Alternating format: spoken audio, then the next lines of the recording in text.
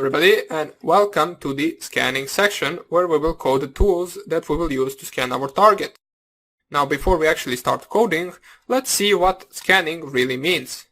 So in Kali Linux there comes a tool which is actually called Nmap. It allows us to scan the targets for the open ports which could potentially run vulnerable softwares on them, which we can actually possibly exploit afterwards. So this is the first part of actually collecting some information about the target. We want to scan for its open ports, and we also want to see what kind of version of software are they running on those open ports. After that, once we find that out, we actually want to, for example, see if that version of software is vulnerable to some attack or not. Now, in order to do that simply in Python, in Kali Linux, you just type here nmap and then the IP address or the host name of the target. So if you just type here nmap and then let's say we use the IP address of my laptop, which is 192.168.1.15, which I checked out right now, and if I just try to scan it, which I can do it with this command, it will just scan my laptop for the open ports, and as we can see it finished relatively fast, and it found an open port which is port 80, which services the HTTP. So let's try to actually code something similar to this, which will allow us to actually scan a target that we specify and which will actually check if that target has an open or closed port. So let's see how we can actually do that. So let's just clear the screen with the clear command, and let's in our Python programs, first of all, let's delete the test.py from the previous video. We do not need it anymore. You can delete it with the rm command, which you should be already familiar with. And right now, let's create an actual directory where we will only save the files for our scanning. So let's call the directory scanning. Make sure to make it in the Python programs directory. So I will mkdir scanning, which is also a command you should be familiar with. And if I just type here ls, we have our scanning directory. So let me change my directory to scanning. And let's actually write a program and call it, for example, portscan1.py. So since we will code multiple ones, we will try to actually make them better and better as we go. So let us actually just type here portscan1.py. And let's try to write a simple port scanner which will just scan a simple port. So how can we do that? Well, first of all, as I said in the previous videos, what you need to do in every Python program you run in Kali Linux, it must start with a line which is this. So hash, exclamation mark, /user/bin and then /python. Now, why is that? If you skipped through those introductory videos, basically this just specifies the path to the Python libraries that we will use. So this is something that you must have in your program. And after that, what we want to do is we actually want to import a library which will allow us to perform the connect function on target ports. Now, performing that connect function will actually allow us to see if that port is closed or opened. If we manage to connect to that port, that means the port is open. If we get connection refused, for example, that means that the port is closed. So we will use the library called socket. So we will just specify here socket. You specify the library to import with the import function right here. So import socket will give us access to all of the functions that are in this library called socket. And right now, what we want to do is actually create a socket object and then basically perform the function which will actually connect to the port itself. So in order to create the socket object, it can be a little bit tricky syntax, so make sure to follow with me. You can call it anything you want. I will call it sock in my case. So sock equals, this sock basically represents a variable, so we can just put anything to that variable with this equal sign. And we want to make it a socket object, so how do we do that? We just type here socket.socket, open brackets, so open and close them, and inside the brackets you want to type socket.af_inet, comma, socket.sock_stream. So this is how we actually define the socket object itself, and we actually put it as a value to this variable right here, which we call sock. Now, this socket .af_inet basically stands for the IPv4 address, so we will be performing the connection to the IPv4 host, which is the IP4 and not IPv6 address, and this socket.sock_stream represents that we are going to use the TCP packets in order to perform the connection. Now, TCP and UDP, we want to perform the TCP three-way handshake and not UDP packet. Well, basically, for those of you knowing, UDP is actually connectionless, but it really doesn't matter at this point. Right now, it matters that you know that this stands for the TCP packets. So we will be trying to perform the three-way handshake with each port of the host, but for now on, let's just actually try to perform it with only one port, and then we will see how we can actually scan multiple ports and not just one. So right now, what we want to do is actually just type here the value host, which we can set to be, for example, my laptop, which is 192.168.1.15. Now, make sure that you actually, don't worry, I will show you how you can install the virtual machine where you can actually perform all of these scans and all of these attacks that we will do.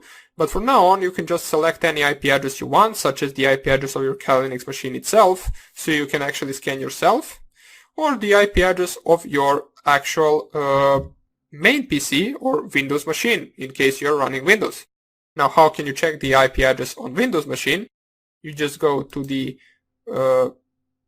tab right here, type here cmd, and then in your command prompt, once it opens up, you can just type your ipconfig, and the result of the ipconfig will actually give you your IP4 address, which is the local address, which in my case is this one right here. So make sure to navigate to the IPv4 address and select the address right here, which is in my case 192.168.1.4, which is the IP address of my Windows 10 machine. So we can scan my Windows 10 machine. Let's just type it right here, 192.168.1.4. We close the quotes since we specified the host. We also want to actually specify the port, so let's specify the port to be, for example, port 443. And we will try to perform the connect function to this port on this host. Now this is the most simple port scanner. Don't worry, we will make the more advanced port scanners later on, but from now on I'm just showing you the basic principle behind actually scanning and connecting to a certain port. So let's try to actually connect. So in order to do that, we actually need to make a function. So in order to specify the function, you just type here def and then port scanner. And in the port scanner, what we want to do is in the brackets, type here port. Now, let me just explain this. In order to declare a function in Python, you need to use this def before it. Then the port scanner is the name of the function that we want to create, and the port is the argument that we will pass to the function. Now, after that, all you need to do is specify two dots, which basically means that the code below and the code that we will basically tab in will be the part of the function itself.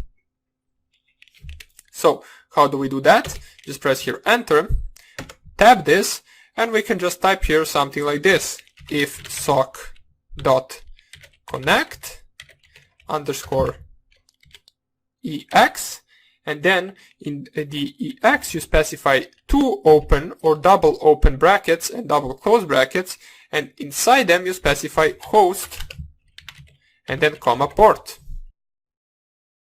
Let me just write this and then I will explain what this means. So first of all, I will write the code of the function and then I will tell you what all of this means. Don't worry, I will explain it all. So print port and then %d is closed and then %port. Oops. And then we just type here else. Oops. Print port %e is opened.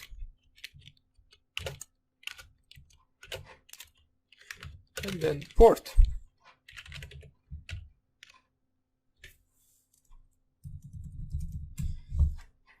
and then at the end we want to call the function itself. Okay, so this is basically our most simple port scanner. Let me just explain what I did right here. So let's start from the beginning actually. So we created the socket object. This is the stands for IPv4 and this stands for TCP packets.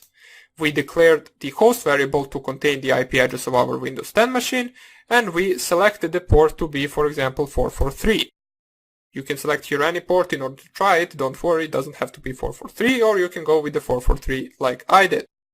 Then we declared a function which will perform this task right here each time it is called. Now the function is named port scanner, and it will take one argument which will be called port. So after that we need to close it with two dots, and then we need to tab every code that we want to be a part of the function. So for example, if I were to type here any code, this will not be a part of the function anymore since it is at the same line as the function itself. But if I were to do this, now it would be the code of the function since it belongs and it is tabbed properly. Let me just delete this as this is not really a code. And right now, what we do in the function itself, we perform the simple if-else statement. Now, you can look at the if-else statement as something like, you can basically translate it to English. So if this doesn't work, or if this works, then do this, else do this. So if socket.connect retrieves an error, any type of error, which we actually check with this function right here, so sock.connect underscore ex. We try to connect to the host on this port, so on this host and on this port, which we specified in the double brackets separated by comma. If it retrieves an error, that means that the port is closed since we got the error back. So we will print to the terminal port is closed. Now this %d basically stands for anything that you specify after the string itself, it will be replaced right here. So since our port is actually number 443, if this port is closed, this will print port 443 is closed. Else, so in any other case, so if we don't get an error, that means we successfully connected to the target, and that means that port is actually opened. So in that case, we will print port and then the port number is opened. So let us save this and see if this will work. Now before we save it, this part right here is basically how you can call a function. So if I didn't have this part right here, this function will never be called and this program will not execute this at all. So we need to call the function and we specify the variable inside the function, which is our port variable, which will be used throughout this program. So let us save this, Ctrl-O to save, Enter, Ctrl-X to exit. And as you remember, in order to run this, we need to make it an executable first with the chmod plus x. Then we type the name of the file itself, so chmod plus x portscan1.py, and let's actually try to run it.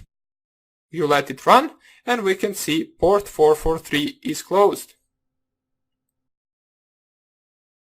So right now, let us actually try to scan our Windows 10 machine with nmap to see if there is any port that is actually opened, so we can actually use that port in order to check if our program will print that port and then that number is opened.